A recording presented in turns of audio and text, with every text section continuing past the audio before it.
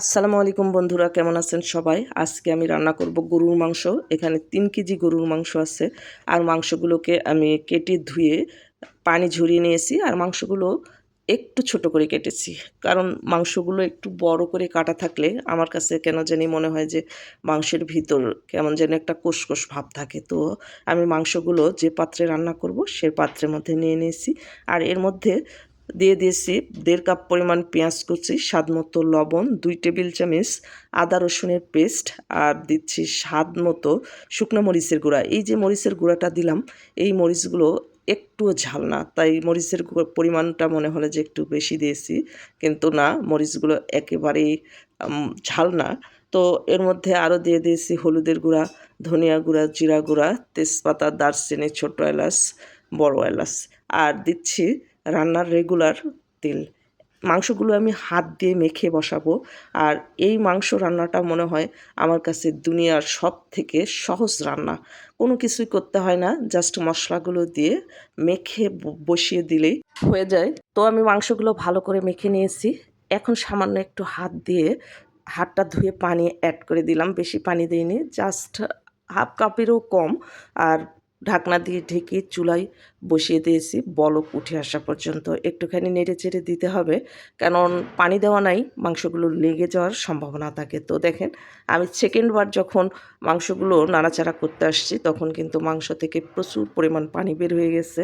আমি মাংসতে আর কোনো পানি অ্যাড করব না। এখন চুলার জালটাকে লো করে দিয়ে মাংসগুলোকে আমি সিদ্ধ করে নেব। তো ঢাকনা দিয়ে ঢেকে দিয়েছি, আর ঢাকনাটা খুলে আবারও আমি নেড়ে চেড়ে দিচ্ছি।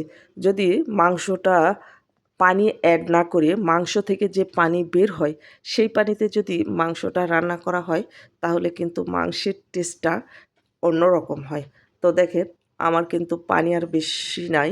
তো আবারও ঢাকনা দিয়ে ঢেকে দিয়েছি, আর ঝোলটা টেনে আসা পর্যন্ত রান্না করে নিয়েছি। এইবার কিন্তু মাংসেতে আর কোনো রকম পানি নেই, পুরোটাই তেল বের হয়ে গেছে।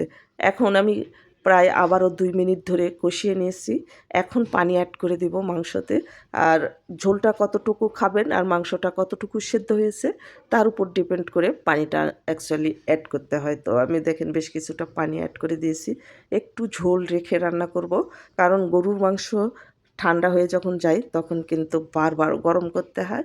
আর গরম করতে গেলে দেখা যায় যে ঝোলগুলো একেবারে টেনে যায়, তখন কিন্তু মাংসটার খেতে ভালো লাগে না। তো আমি ঢাকনা দিয়ে ঢেকে ভালোভাবে বলক যখন উঠে আসছে তখন ঢাকনাটা খুলে নিয়েছি, আর নেড়ে চেড়ে আবারও ঢাকনা দিয়ে ঢেকে ভালোভাবে বলক উঠে আসলে এবং লবণটা চেক করে নিয়েছি, আর ঝোলটা একটু রেখে চুলার জালটা অফ করে দিয়েছি। এখন মাংসের কালারটা দেখেন কতটা সুন্দর আসছে। আমি ভাজার জিরার গুঁড়ো অ্যাড করেছি, আপনারা চাইলে কিন্তু পেঁয়াজ বেরেস্তা অ্যাড করতে পারেন। তবে আমার কাছে মনে হয় মাংসতে ভাজা জিরা গুঁড়াটাই একেবারে পারফেক্ট। তো আমি 1 চামচ পরিমাণ ভাজা জিরার গুঁড়া অ্যাড করে দিয়েছি, আর নেড়ে চেড়ে মিশিয়ে নিয়েছি। আর এখন দেখেন মাংসের কালারটা দেখেন।